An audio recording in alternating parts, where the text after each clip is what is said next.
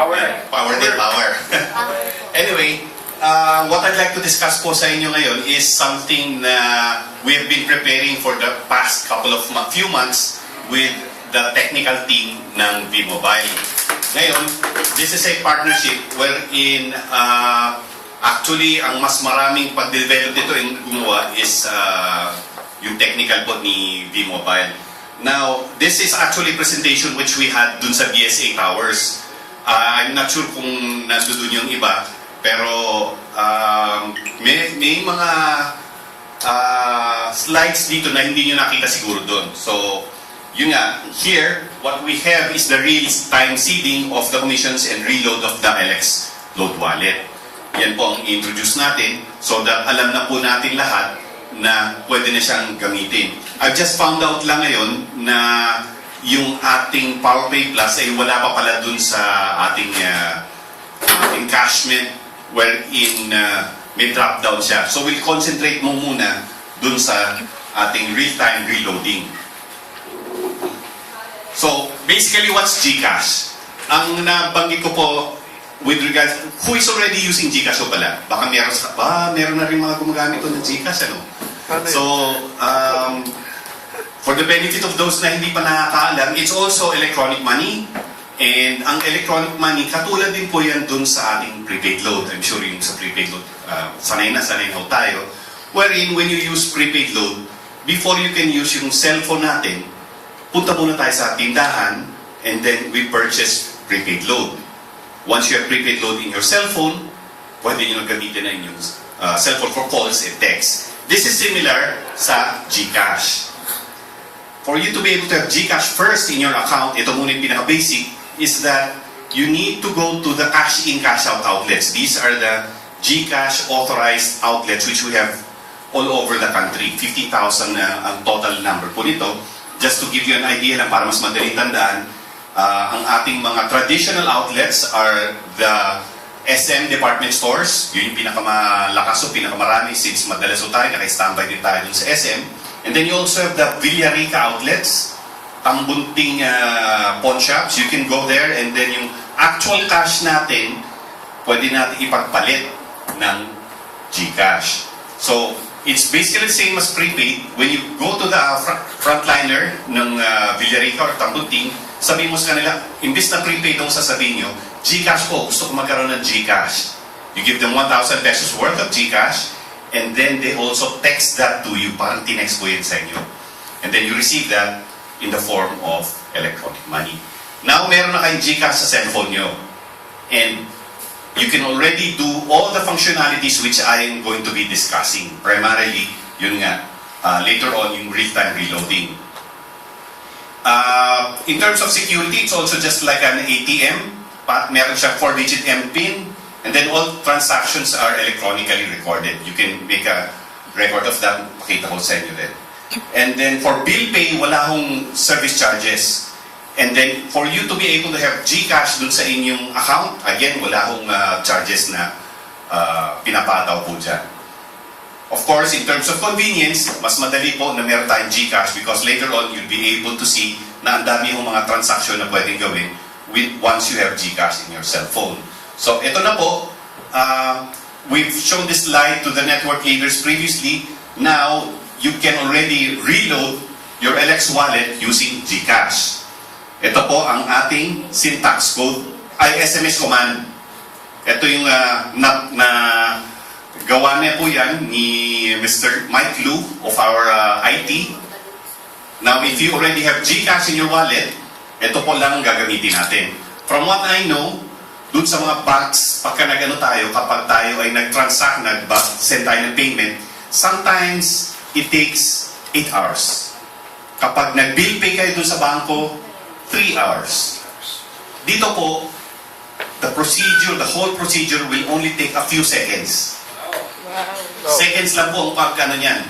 Pagkatapos yung matatanggap nyo na ang inyong reload, and you can already use that na pang service sa inyong mga members and customers. So, here it is, LX G-Reload UID/PIK/amount/ yung GCash number natin, and then send to your SMS gateway. I think this is dun sa load extreme. Okay? Sorry na lang po, hindi ko kabisado kasi mga technical parts eh. Ang medyo mas kabisa ko is the GCash, and this one is more of the portion kay VMobile na. Now, what will happen next? What happens is that load extreme is going to be verifying the information. Again, hindi ko yan matagal. It's not even minutes. Split seconds lang po pag-verify niyan. And then, VMobile will also send an SMS command po sa inyo indicating that VMobile Technologies Incorporated request to collect X amount of money from your account. Please reply with your MPIN. I mentioned kanina po that when you register, you will have an MPIN. This is a 4-digit PIN account which is confidential. Once you encode that as a reply, you now are sending the payment to VMobile. And in seconds, you will already receive your load. No other SMS messages needs to be sent. Yung MPIN lang po natin ang kailangan natin sagutin at ipadala, and you will already receive that particular load. Of course, meron po tayong 5 pesos service fee for that transaction. This is not just available 9 to 9. It's available Monday to Sunday, 24/7. Wow. So, maski na anong oras, pwede nyo po yan gamitin. Holiday, maski na lahat ng bank sarado, maski na yung mga ibang ano natin, mga ibang ATM, nagda-down. Ito, hindi po yan magda-down. Wow. Power po yan talaga. Power. Yeah, Power Pay. Now, where do you get the GCash? I was initially mentioning and discussing this with Sir John, and it would be best that you would have the Power Pay Plus card. Ito pong ano natin. Now, this card, ito po siya, this is an ATM card. This particular card can also withdraw in all ATM counters nationwide. It will not matter po kung kayo ay Megalink, BankNet, ExpressNet, lahat po ng net. Maski na internet, pwede rin din yan. You can withdraw from all these ATM counters nationwide, and the first 2 transactions every month, wala ang bayad yan. Kasi alam niyo naman, when we withdraw or transact in another network, kunyari Megalink, nag-transact ka sa BankNet, there are interbank charges. In this case, yung first 2 transactions, wala ko kayong bayad. Ang nagbabayad po naman is GCash. But on the 3rd transaction onwards, wala na po tayong magagawa doon. Hindi na po kikita si GCash kung pati yung babayaran po natin. But, again, you can use this particular card to purchase goods. Like for example, si SM, Watsons, lahat ho ng POS terminal based na merchants, you can use that as long as may laman, of course, yung inyong ATM card. So it's not just an ATM card, it's also a debit card. Now, that one will be up in just a short time. Madali lang po natin kausapin ng accounting ng VMobile. The processing, sino po sa atin dito ang naka-globe na SIM? Yun, halos lahat pala, ang galing. Ngayon ko lang na-experience na One Network Globe ang nakalamang. Usually, yung kabila eh. Parang may galing tsaka BankNet yan eh.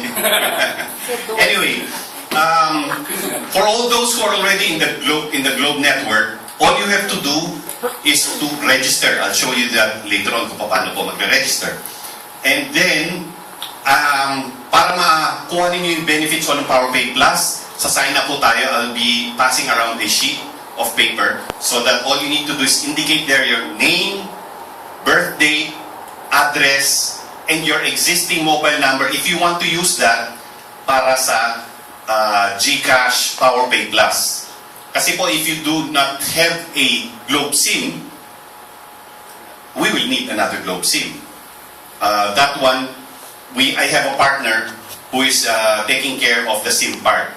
Now, kasi yung package itong ang GCash. GCash will not work without a SIM. So may SIM counterpart po yan. Now, in your case, halos lahat po kayo, naka-Globe na. All you need to do later on, I'll pass around a piece of paper so that you can indicate there your name, birthday, address, and the mobile number which you're going to use for for your Power Pay Plus card. Yan po ang gagawin nila po natin. Then you can already use that and have all of the benefits of the Power Pay Plus card because yung ano po niyan, generic yung ating card na gagawin. Yes, ma'am? What if you lose the SIM that we're using? If you lose the SIM, what happens next is that this will most probably be centralized here, kina Sir John. You can direct all your the mobile number will have to be directed to them, and then that will be directed to the central database of VMobile, which is in the head office. It's 11, sorry. Nakalimutan ko. Now, 18? 19. Sa 19th pala, sa 19th. Dun sa head office pala, dun yung corporate nila. Okay, so once that happens, we will link again your mobile number with the GCash ATM card. Because, like I said kanina, it's always linked to each other. The card, GCash, and the SIM is linked to one another. Kung walang SIM, there's no GCash. We need that SIM to be powering GCash. Now, if for example, na-link na namin kayo and then biglang na wala yung SIM, it's going to be easy to replace that. All you need to do is send an email, well, primarily that will be sent muna kay VMobile head office, tapos sila naman, papadala nila sa amin yan. So we will be linking, or first, take out the link of the original one, and then i-relink natin yung bago. New SIM number? Or? New SIM, that's going to be a new SIM number. Of course, you can also get GCash from mga banks. Union Bank, Megalink, and all these other banks. That's also possible. But then I'll have to say up front na meron charges po sila. These are bank charges which they will be pinapataw po nila yan. We always would be suggesting that you would be using the Power Pay Plus card and most probably the GCash outlets. Again, you can have GCash sent to you, we call that a cash-in transaction via SM department stores, Villarica, Tambunting pawn shops, also from Magalena pawn shops. That's also it. Wala naman po dito from the province, ano po? Because we also have some traditional outlets and chains in the province. For now, I'll discuss just the ones which are here in NCR. So what can the Power Pay Plus card actually just do? I did mention for the commissions, you'll be able to send your commissions and withdraw the commissions from any ATM counter nationwide. Nice. You can also use that as a debit card as long as the merchant has a POS. Yes, ma'am. What do you mean by real time? Is that when, for example, you have a sign up, they pay on the spot, so you get it right away? I'm sorry, I don't understand. What do you mean exactly by real time? When you say real time, which one? This one po? Yes. When you say commissions, the commissions are, once the commissions are sent to you, your ATM card, that one can already be withdrawn diretso from the ATM card. So, kumbaga, if somebody registers, then na-recognize na ng system. I think there's this alignment on maybe John can... Actually, it's like this. No, before, we can get our commission through encashment, right? But this one, we would have an option to, aside from doing an encashment, will automatically transfer our earnings to the GCash account. So you have to transfer it first before you could get it. So it's not real time like DR or SSB is not gonna get it to your Globe account So, unless you transferred your earnings to your GCash account. In this case, the transferring will be done by accounting. Accounting will be sending the commissions. If you make a request and there is a drop-down arrow there and you would choose GCash, okay. what will happen is that accounting will now, instead of processing a check, will now send GCash, Requested amount. the requested amount to your ATM. Wow. Wow. Yun po ang mangyayari. I was under the impression actually that it was already live. But since I'm not a member, hindi ko nakikita yun dun sa inyong encashment field. So I'll have to get back with your accounting to make sure na live na pala siya. Okay. But that won't take very long. Okay. So once you have this, there's no longer any need to go to a outlet since it's already being converted and it's sent to your ATM card. And of course, once you have that in your ATM card, you can now withdraw in any ATM counter nationwide. Yes. Bill pay. Later I'll give you all the instructions on how to do bill pay.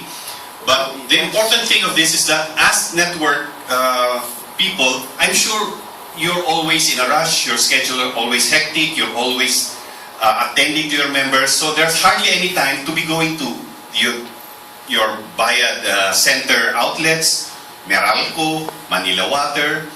You can now do this by using your GCash and send using the syntax codes by Manila Water, Manila. I'll show you that to you later on. And then I did say na kanina, the cashless shopping and withdrawal at any ATM counter. So here, for those who are already in the Globe network, you can even try this now. In your cell phone, try pressing or dialing *143 number sign and press the call sign. Lalabas po this particular menu. And then just go to GCash. In some cell phones, it's number 5. In some cell phones, it's 7. In some, it's 8. So once you're able to go to this field, just follow the screen. Those instructions in the screen, you'll see later on, it's either from 5, there is register, bill pay, buy load, and so forth and so on. So you just have to press each number, and then you'll be able to access GCash with whatever transaction you want to do. That's the same is true for GCash mobile app. So here's the bills payment. You will be able to make payments to all of these billers, whether it's utilities, credit cards, insurance, loans, schools, and others. Marami po dyan. You'll notice here that there are some online shopping outlets which is already available. So I'm sure there are some already making payments for apps, games. Dati po, this is available only via credit card. Now, if you have GCash, you can already do this and make purchases via GCash. There's no need for credit cards na po. Sir, question. Yes, ma'am. Ang smart po, wala. Hindi ko po alam paano yung meron doon sa kabila. Next question. Next question, please. Okay. I did say earlier that you just have to follow the instructions on the field of your cell phone. So, if you dial *143 number sign, this is what you will see when you press GCash 5. And then make sure that you press the call sign, not this particular tab ko, kasi mag-error. So press 5. This is assuming you would like to go to GCash. Kasi all the other fields, pwede rin ninyo mapuntahan yan, and this all pertains to Globe.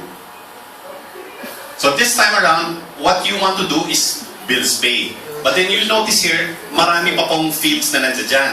If you want to register, nandiyan dyan yung how to register to GCash.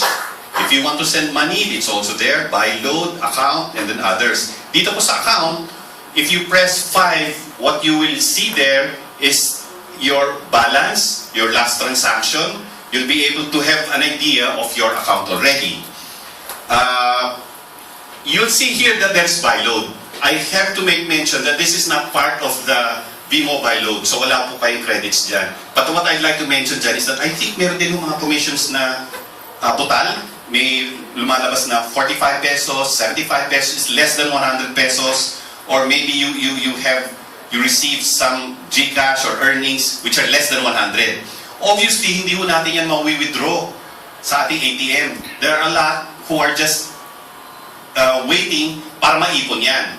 So that they can already withdraw that dun sa ATM counter. Now, with GCash, there is no longer any need to wait. Kasi po, you can also use this buy load with 10% discount. Yun lang, hindi po yan kasama dun sa VMobile points na meron tayo. Pagka naubusan po tayo ng time, you can use this for your personal usage. So here, pay bills, you press 3, and then again, press yung call button. It's the same procedure po, whether you'd like to register, send money, pay bills, buy load, you look at the account, your personal account, or others. You just follow the instructions on the screen, and then press yung call button. Then again here, lalabas po, you'll see enter amount in pesos. Let's say for example, 337.98 ang gusto natin, nabayaran in our account. Again, you press the reply button, type the amount, and then send. You will be required, you'll see that instruction in the screen to enter the 4-digit MPIN. Again, reply by pressing the call button sign, and then type your MPIN and then send. So it's basically very simple. Just follow the instructions lang po. In this case naman, next step will be to encode the bill reference number. All our account numbers, meron po yung bill reference number regardless of Maynilad, Manila Water, or if it's, for example, Meralco, it will have an account reference number. With regard to Meralco, it will require you to pay your bills 3 days before its due date. Anyway, hindi ko yan tatanggapin ng system. So, it will become an error if, for example, due na yung account natin. How to look for your desired telco or biller? It might be alphabetical or by category. Or if you want to go back to the previous page, you press 3. Now, whatever step you'd like to do, it's either by alphabetical or by category, you press 1 and then press also the call sign. Here, by alphabetical, it's either BDO or 7 Telecoms. You press 6 for BDO, 7 for Telecoms. So, for example, we chose Telecoms, which is 7. You press 7 and then yung ating call button.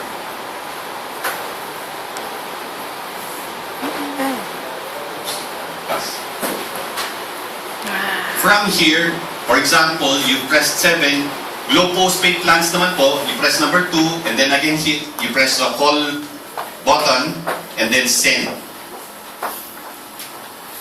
And then there's also going to be a confirmation message.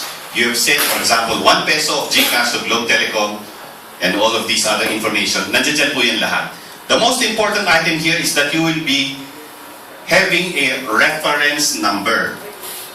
This is unique in all transactions. So if you will need to make inquiries from our hotline, 2882, you will only have to use or give this particular reference number. Manlaman po natin kung ano yung status ng payment na yan.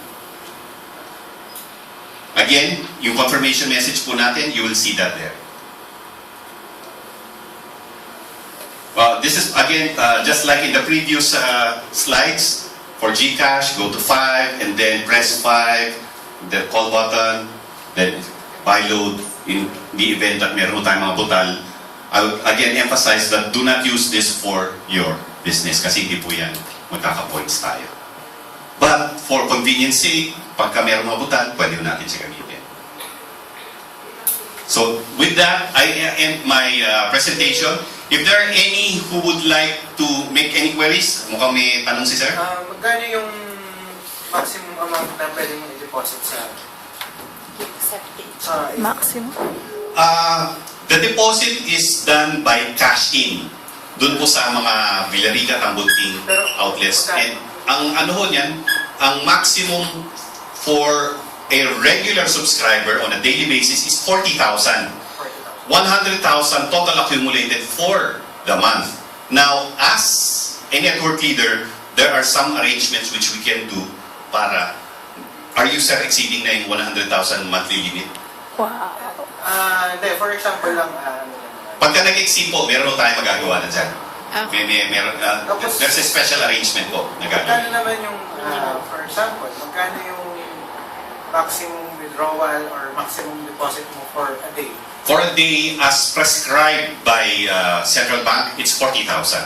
Now, if you want to withdraw via ATM, that would all depend dun sa rules and regulations nung issuing bank. Kasi like Robinson's, 30,000. Sa BPI, it's 20,000. But if you go naman from one bank to another, hanggang sa mahit mo yung limit mo, pwede rin yun. That's possible. Yes, sir, Jan. How much is the maximum transaction per day? For example, ang babayaran kong bill is like 60,000.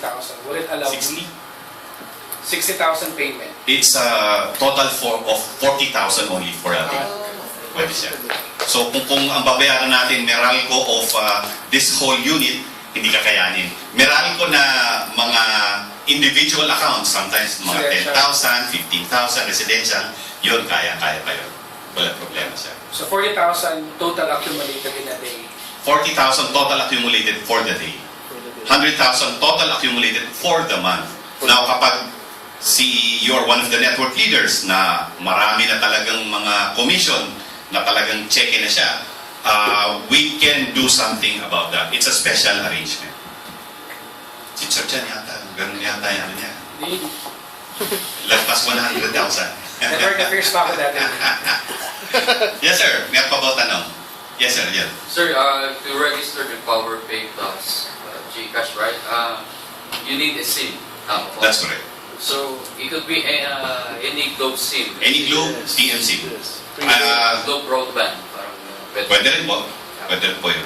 So, but then to be able to avail of the Power Pay Plus benefits, kasi marami po nga yan, pwede po tayo, kailangan po natin mag-register dun sa bibigay ko sa inyong piece of paper na lang po mamaya. So that we will be registering you to Power Pay Plus. Even if you already have a SIM, this time around, mas kine-register muna namin kayo sa Power Pay Plus and then later on, yung card, i-issue na lang po natin. Babalikan namin.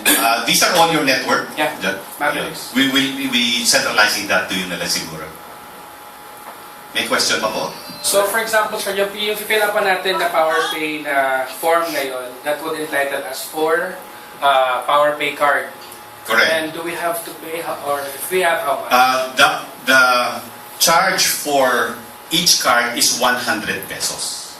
How do we pay and where? Or That one, dito po sa taas. So we'll be processing that first and then we'll be sending that to the group of Phoebe and Sena Joji. And then once that's already been done, we send the cards up to them. so ang releasing, sir, doon na rin? Or Doon na rin. Hindi Doon na po rin. hindi po dito. I'll have to work that out muna sa kanya kung gusto nila dito ma-release. Because what we're working on right now first is the real-time reloading. This one, pasunod na itong sa Power Pay Plus card. Kasi anyway, ano siya, it's going to be after the real-time processing. Yes, sir. Sir, clear ko lang, yung sa encashment, nadidiretso sa GCash. So, anytime na. Any day. That's correct. Okay, any day. Okay. Yung pagpasok, pag na-credit siya doon sa pag na-credit na sa GCash account mo, yes, anytime, anywhere na. Kaya lang, pag nag-convert tayo, Limit to follow pa rin 40. natin yung conversion natin. Like for example, nag-convert ka today. Today is Monday. Okay. Ang Friday pa encashment, rin. papasok tayo ng Friday. So pag nandun na sa account pa ng Friday, doon na. We still follow yung schedule, na original schedule po ni VMobile in terms of encashment. But once that has already been disbursed, we call that disbursement, anytime pwede nyo na siyang ma-withdraw And via the ATM. again, still subject for 10% tax pa din. Opo. Yeah. How about 60 pesos processing fee? Meron pa rin. Meron pa din. Meron pa rin. 60 pesos processing fee on... Meron pa din. Meron po yung Encashment. encashment. doon sa inyo, yung encashment. That's Yes. sa VMobile. Same process siya. Same process. Yun nga lang. Ang Meron na mangyayari tayong is hindi mo na siya, secured na. hindi Secured mo na Hindi mo encash siya yung check. Yes. Doon na lang. No need to encash. Hindi na siya cheque. Hindi na siya cheque. Withdrawin mo na lang. Virtual I-withdraw cash. mo na lang siya. Parang picture ka. Virtual cash na lang. Withdrawin mo. Regarding dun sa ATM card, may expiration date mo siya. Wala po.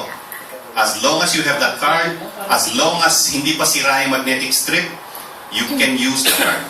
Walang problema doon. So Yes, ma'am. it's safe to keep your money there, kumbaga. Yeah, And not yes. lose it. It's actually safer than having money in your wallet. Kasi pagka nawala mo yung wallet mo, ninakaw sa inyo, it's gone. Goodbye. But GCash, let's say for example, nanakaw sa iyo yung wallet, wallet mo, and then ando doon yung ATM card, yung GCash Power Pay Plus card. All you have to do is to proceed to a business center, inform the frontliner, meron akong GCash ATM card, Power Pay Plus. May laman siya ng 100,000, sabihin natin 100,000. And then, what they will do next is validate first your identity, which is why kanina I was saying, lalagay natin yung name, you'll have to register your name, birth date, address. They will validate that, and then, check nila yung inyong identity, yung birthday, may picture pa, valid ID. From there, they will either cash out the money, which was in your lost GCash account, or they transfer it to the next SIM, which you will have. So, mas safe po siya. But then, ito lang word of caution po ang GCash is also like actual money. When you're out in the streets, mag-iwan mo kayo ng 1,000 pesos sa kalsada at napulot yan, hindi nyo na yan makukuha. It's the same as GCash. GCash, as I mentioned in my discussions earlier, once it's sent, hindi ko yata nabanggit dun sa discussion. Because when you send GCash to another person, there is a confirmation message. Now, if that person receives that message and erroneous pala ang inyong pagkakapadala sa kanya, he can go running to a Villarica outlet, Tambunting outlet, and encash niya. We call that cash out. Kasi po, yung GCash niyo, tinanggal niyo sa inyong account, so cash out siya. So once that is done, hindi na ho natin yung mahabol. But then, look at the time frame involved. How may cellphone mo, nagkamali ka ng sending. Split seconds, you get a confirmation message saying na mali yung pinagpadalan mo ng yung GCash. The guy who received it, pwede siyang tumakbo. Sabihin na natin, nandito siya sa 14th floor. Bababa pa siya, pagkatagal-tagal ng elevator. So, pupunta sa business center. In-cash niya. By that time naman siguro, nakatawag ka na sa 2882 hotline. And then sabihin mo, nawala ang aking cellphone, paki-bar yung aking, or paki-freeze. Block yung aking account, and that will be blocked. By the way, pagkatawag po tayo sa 2882 hotline, it's free of charge. Yes, ma'am. Yung buong account ng iba-block, hindi pwedeng i-cancel yung last transaction.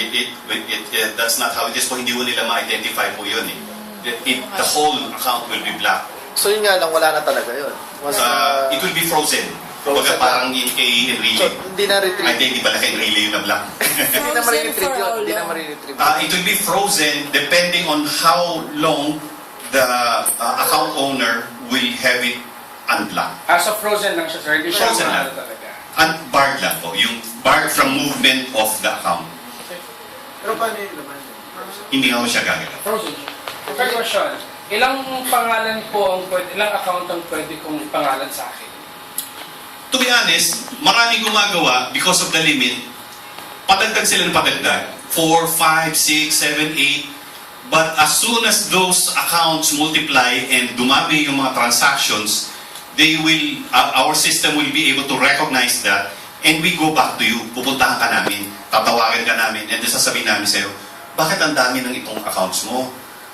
Is it for business? So we basically will be encouraging you to have just one account, and then yung account na yon will have an unlimited credit wallet. My life tayo, one account lang. There is no need to have But number have of like at accounts. least 2 to 3 accounts. 2 to 3 accounts. Para lang maano namin yung Pwede naman. proceed yung 40,000 na limit per day. Yes, 2 to 3 accounts. But then pag kayo dumami pa sir, mahalata niya ng aming, we have a fraud group, and check ko yan. For purposes of AMLA, minomonitor nila yan. So kapag meron ka ng 4 or 5 accounts with transactions, with heavy transactions, we get back to you, pupunta ka namin, tatawagan, or i-trace yung location, kasi nakikita naman dun sa system namin, you have, again, as I've mentioned earlier, there is a address. And once that address is indicated there, we proceed to your address and then we probe why there is a need for numerous SIMs. Kasi it will be to your advantage din naman to have only one SIM. The only requirement for you to have unlimited wallet limit is a DTI kasi obviously you're in business. DTI and then an application form with us, and we accredit you now as a business partner. Once you are a business partner, your default limit is 10 million. Siguro naman, hindi yun masyadong... Wow. Sir, Yes. question. Ma'am, si ano nga, hindi pa ako nakapagtanong yata kanina. Diba? Pwede ba yan sa mga OFW? Yeah, that was mentioned earlier. Or question this morning, we had a session kasi this morning. Yung sa OFWs po, pwede papasok dito ang kanilang pera. But then yung pera, kung ipapadala yung commissions nila abroad, that has not yet been worked out. So, if ever yung mga OFWs natin abroad, yung commissions nila, gusto nyo ipadala doon, that would be different. But if they have source of income galing doon sa abroad, papunta naman mo dito sa ATM cards natin, that can be worked out. Pwede po yun. Good question. Ang marami tayo, sir, yung OFWs abroad, na yung commissions natin napupunta yata doon sa kanila. Or are they also sending the commissions back here to the Philippines? Depende sir kasi iba, yung family members lang nila yung, ang nagkakaproblema is yung sa encashment ng cheque. Kasi di ba kailangan pa ng authorization, ng mga ganyan. Wherein kapag meron silang GCash account, for example, a person which, someone who knows the MPIN, yun na lang nag-withdraw. At this will be easier kung meron siya ATM na na siya. Yun nga sir. Wala na tayong problema doon because withdraw na lang sila ng withdraw. Na ano yan, na-activate yata. So if you have the ATM card and it's going to be for the family members dito sa Philippines, there is no need to send the money abroad and then papadala ulit dito. Sir, yung i-register sa G-card nyo, it has to be yung legal name na registered with VMobile? I didn't know there was an illegal name. No. I mean... Or pseudonym, meron ba? Same name, same registered account sa VMobile. Because sa tama. GCash po, whenever there are transactions and you are not yet KYC, dun sa ano yun, sa central bank, that's KYC means know your customer. You have to be identified. You will be required to give an ID. Now, dun sa ID, yun yung totoong pangalan po natin. So, kung may na-register na name before, let's say it's your nickname lang, can you change it to your legal name, the one that's recognized upstairs? If it's here in VMobile, I'll have to double check that with Hindi, I mean, it's a previously registered with VMobile GCash. as No, GCash. And then you use your Documents. Well, nickname. we'll just have to get your valid ID para mapapalitan po. Normally, that will be done in the business center. I was under the impression po that you have a pseudonym, for example, a nickname with VMobile, and then ang gagamitin nyo also would be a nickname with GCash. That would not be allowed. Legal name, tapos sa GCash yung nickname. We'll have to legal name with VMobile, and then ang nasa GCash is a nickname that will have to be changed to a legal name. To suit yung AMLA requirements. Yes ma'am, nakakunot yung noo po natin. Any questions po? Baka meron po kayong tanong. Huwag po kayo mahiya. Okay lang po tayong nagtatanong. I remember when I was also starting out with GCash, nahiya akong tanong kasi hindi ko alam to. Apparently, lahat kami dun sa kwarto, walang alam. Hindi kami nagtatanong. Kasi we were all like seniors. And then, syempre, nahiya kami. Nagtuturo sa amin pagkabata-bata. Sabi namin, itong mga to. Kami walang kaalam-alam. So, nung paglabas ng kwarto, lahat kami nagtanungan kami. So, lahat kami rin, wala maisagot na tama. So, we had to have another session. Kasi nung dumating ulit yung proctor na talagang boss namin, ano naiintindihan yung tungkol sa GCash? Ay, sir, sorry, hindi namin naiintindihan. Nahiya kami magtanong eh. Ang bata kasi nagtuturo sa amin. Anyway, that was just a side story. Sir, for those who would like to sign up for the Power Pay card, will you be leaving us forms there? Actually, the form, there is no actual form. maski na ano lang po, a white blank form, I'll be asking Sir John if he could distribute na lang to everyone or get the names, birthday, address of everyone, and then we will be registering that for the Power Pay Plus. In the meantime, sino po ang hindi magre-register ng Power Pay? Wala nang taas ng kamay. So tama-tama, ang gagawin ko na lang po dito is that I'll just get something para sa inyo para maalala niyo si Power Pay. Yun! You know? Palakpakan niyo naman ng Globe. Wala po kasi akong partner.